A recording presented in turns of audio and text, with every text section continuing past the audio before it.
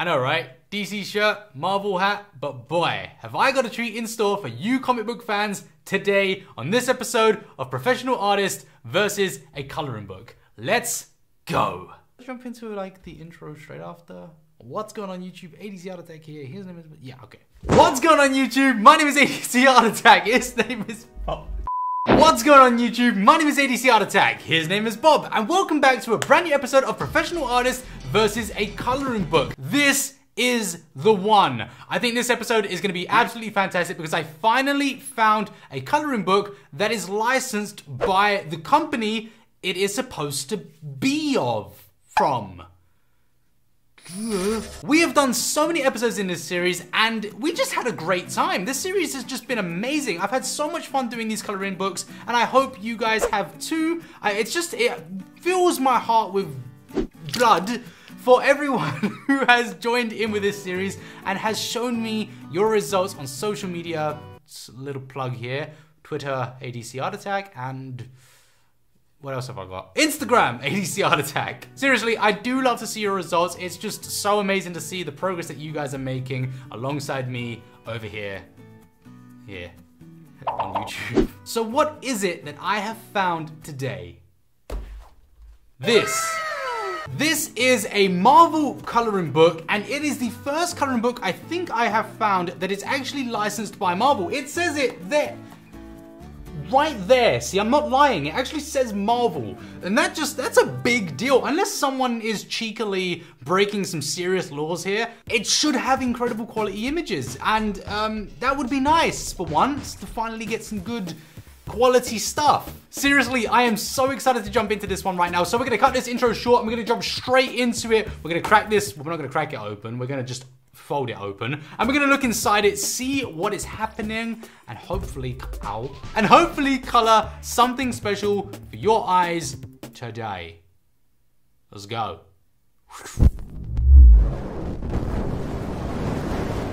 Now, in the past, we have colored various Marvel coloring books, but this one feels exceptional. The quality here feels amazing, and I am told there are some really special images inside this. So I am really looking forward to opening this up and seeing what is inside this book today. Now, yes, it is in German, and for those who don't know, I was born in England, I'm a Londoner, but I moved to Germany. So I'm gonna do my best to translate the cover and whatever's inside this book as we go. If there is any text or if it's just pictures, I don't know, but we shall see. So on the front cover right here, we have some Marvel heroes, and we have Helden zum Ausmalen, which just basically means heroes for coloring. Yeah, turning it over on the back, oh, all right, on the back we got a lot of text. Here we go. Mach deine liebsten Superhelden bunt, which basically means make your favorite superheroes colorful. Pretty easy to translate there, that's not too difficult, but here we go. Oh boy, I'm nervous now. If there's anyone from Germany watching this, I apologize for my butchering of the way I pronounce things. I'm not like really good at German, but I'll try. Ja. Über 70 Marvel-Verlagen zu den beliebtesten Marvel-Helden wie Spider-Man, Guardians of the Galaxy und die Superhelden aus den Avengers-Filmen. Okay, so that basically means over 70 cool color pages of the favorite, of the most popular, most favorite, I don't know, Marvel heroes such as Spider-Man, Guardians of the Galaxy, and the superheroes from the films, from the Avenger films. I don't know what this means. I'll ask the wife what this means and I'll put the text. Yeah, just this bottom line. Only this bottom line. Only the bottom line. Aha. In unterschiedlichen Schwierigkeitsgraden könnt ihr eure Lieblings-Superhelden mit Farbe zum Leben erwecken. What the actual fuck? I only paid €6. Where did I buy this? Let's open it. That was like totally anticlimactic. That looks great. That looks basic. Okay, these images are actually really, really good. So I need to find an image right here. We're gonna see if we can find something in here to color, but so far, yeah, this is pretty good. What did I say about it being good? Oh, wow. I'm kind of feeling Spider-Man again. Yep. Just squish it. That didn't work. Oh, I ripped it! No! Just get down there. Why don't you? That's the best I'm gonna get, innit? It's Peter Parker? Is it? I'm not joking. I actually thought that was Miles Morales. That's actually giving me a good idea. Okay, what if we turn this into Miles? I mean, it sort of already looks like him, but I guess we're gonna have to do a bit of a costume change here, do some dynamic things, get a bit of a Spider-Verse vibe going here. I don't know, but we're gonna see what happens when we go forward.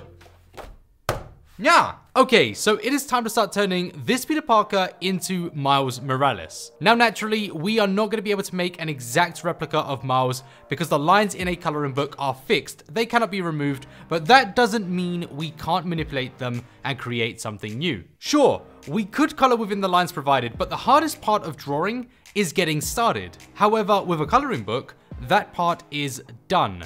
The image is here, so why not take advantage of this situation? Why not be a little bit more unique and do something special? And so I'm gonna start by explaining just how we're gonna do this today. Oh, and by the way, I took a photo of this before, so at the end of this, we have a comparison at the end. I did not forget this time. Moving on. So let's begin by grabbing a pencil and placing down a few differences, a couple of things that are unique to Miles, but could be placed into this naturally. Usually, I would recommend using a separate sheet of paper, but this is for a video, so I kinda wanna risk it. So while we do this, here's a few tips to keep in mind today. Use some key words. What about Miles is applicable to him more so than Peter Parker? What sets him apart? How can we show that? Use this as a tool to add those features. So he's cool, he's fashionable, he's fun, and with the Spider-Verse, he has a unique comic book style about him. With these 4 things in mind, we can adapt. So I started off by giving him the iconic Air Jordans. It's a must. So I can't make them look exactly like Jordans, but I'm hoping that once the colors are down, we will have a convincing pair. The trick is making the lines that already exist on this paper work with the lines in my mind, and that doesn't always go to plan, but it might. Maybe. But this is the biggest challenge here. I need to get that hoodie on Miles. But the problem is, how do you hide the head? Well, basically, we're gonna tackle that later. So for now, let's get those lines down and worry about it later. And yeah, a real problem too. How am I gonna change the logo? You see, if we take a look at Miles, we see that his logo is, well, here's Spider-Man. They don't have the same style. Miles' logo is painted on, so I'm gonna sort that out later on too. All of these problems are future ADC's problems. They're not my problems. Yeah. I must say though, it looks a mess, especially around the head, but the coloring will save us. Like Uncle Aaron said to Miles when he did his art, making mistakes is part of it. So don't worry, let's go.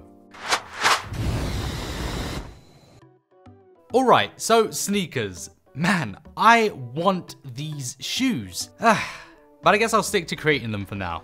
Today I'm going to be using my lovely Graphite B markers for one simple reason. And that is, they are not perfect. And that is precisely what we need. We aren't seeking super clean, smooth results. We want imperfections. We need color separation. So if you don't have the best art supplies, don't worry. You don't need them for this. Miles, for those who didn't notice in the movie Spider-Verse, was running at a lower frame rate than the other Spideys. He just wasn't as fluid, as refined. He was growing, and I like that. We are growing. So we're gonna throw perfection out the window today and just go with it. The secrets to doing these shoes today, and the reason I'm stuck on these shoes, by the way, is because for me, they are a major part of Miles' character. But back to the point, the secret is the color scheme. Remember that not everyone who sees this is a sneakerhead. Not everyone knows these shoes inside and out. And this goes for everything that you color. Not everyone is a hardcore die-hard fan, but one very important thing to do is to manipulate the audience a little bit, but respect them. Be sure to get those color schemes correct and try to get the areas you can best you can, but don't sweat it too much. It's not about being precise, it's not about being accurate, it's just about respecting your source material. Oh, and speaking of the source material, Miles doesn't tie his shoelaces. Not until he is ready to make that leap of faith. So I thought it'd be a fun little quirky thing to leave his shoelaces undone because we haven't quite got to our leap of faith just yet. So now, as we move on to the jacket, it's a good time to remind ourselves of the color palette. We have a mix of turquoise, reds, and blacks with Miles. A very simple palette, but these colors complement each other so well. Ah, wait. Okay, so I'm realizing I'm going to lose this logo if I carry on coloring like this. So I have to do something about that. I mean, I don't, but I want to. So yeah. These are gel pens. They're okay-ish. I didn't really want to go away from markers today. I wanted this to be a complete marker piece, but I'll use this one to lock in the Spidey logo.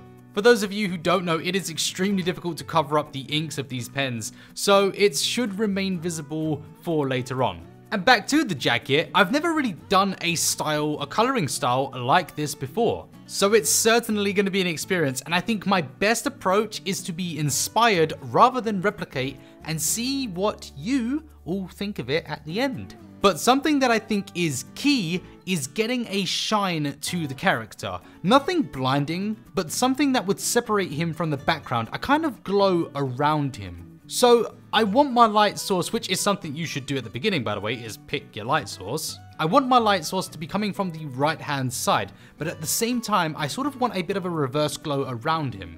So this might play into the background decision making later on, but for now I think we're going to give him a sort of shine from one side that bounces off behind just a little bit and sort of gives him that back glow thing.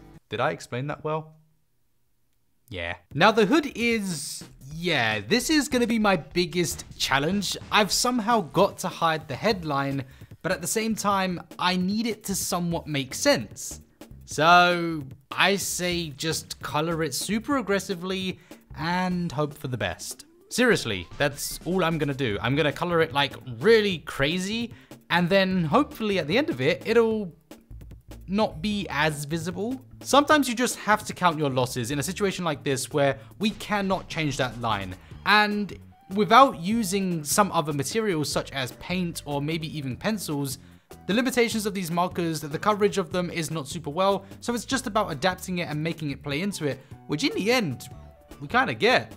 It's not bad. So while we continue onwards here with the rest of this drawing, I just want to talk a little bit about these coloring books, and in particular this coloring book, because I haven't touched on it just yet. So as of right now, this coloring book feels absolutely fantastic. The paper quality in here is one of the best that I've ever used, much like the previous episode with Vex's coloring book. This is such high quality paper and it is absolutely fantastic to use. So I don't actually have any excuses for any mistakes that I make today beyond the fact that I'm just using my less than best pens and the fact that I'm limiting myself to only using markers. The reason I'm doing that is because it's my own personal challenge. I like to do things like this. Whenever I do my artwork, it's not about me creating the best artwork ever, and I encourage you not to do it either. Always create something that you enjoy doing and leave the stress at the door. You don't need to bring stress into artwork. I find that when I'm trying to create the best artwork possible, I spend longer than I should on it and I get super stressed at any mistakes I make. Whereas these sort of challenges and this approach that I take, it just frees up a little bit more enjoyment and it stops me getting so frustrated at any mistakes that I make. It also actually makes it a lot easier to adapt as well because I don't have a linear mindset. There isn't a goal at the end of the tunnel here. I am just doing whatever I feel like and whatever feels right as I go. Speaking of which, this is actually looking really nice so far, and I think it is time to move on to the background. So yes, I am going to be doing a background here today, which is something I know many of you are excited for and many of you like to see me do, because it's really rare that I ever do it. So first things first is to create a borderline around the character. And this line is going to be a blend of the colors I'll be using in the background. It's going to act as a separation between the character and the background. It's also some of the colors that I used for the highlights, if you notice them, on Miles himself. This was a excruciatingly long task. It took me a very long time, but thankfully the graphic beam markers have a fine liner on the ends of them, which is super rare for alcohol markers. But it came in handy being able to do this and using them today. With the outline done, it is time to jump onto the background, and the background I'm going to be doing today is that of a dimensional portal. Inspiration drawn straight from the movie, which I'm actually watching while I color this piece. And again, the color palette for this is just going to be that of which I have used for the outline and the highlights across this entire piece. So there's not really much more I can say about it other than leave you in suspense, waiting for that reveal. Here it is, everyone. Here is the Spider-Man Miles Morales coloring from today's episode of Professional Artist versus a coloring book. What do you think about it? Do you like it? Do you love it? Let me know in a comment down below. I gotta say, this was an absolutely amazing experience here today. This was something completely new and I just had so much fun doing it. I think before we go any further looking close at this, let's have a look at where we started, which wasn't too bad actually. It was a really nice image as a base. But let's have a look at where we are now. Whew. That is, dare I say, good. Really, this is one of my favorite ones that I have done in this series. I really did enjoy it, and it does help watching the movie alongside doing this piece. Of course, there are areas where I could have done better, and of course, maybe I should have done better. But this isn't about producing the best piece of artwork. This is a coloring book after all. It's about having fun, and have fun with this, I did. There are, of course, limitations present with the coloring book paper. While I did say this is amazing paper during the video, and it is amazing paper, it is not perfect, and there are still issues with the paper. But really, yeah, this was pretty good. I had a great time here today, and I hope you did too. But of course, please do leave your comments down below, letting me know your thoughts about this piece. I'm very interested in reading those comments. And don't forget the question of the day: Peter Parker or Miles Morales?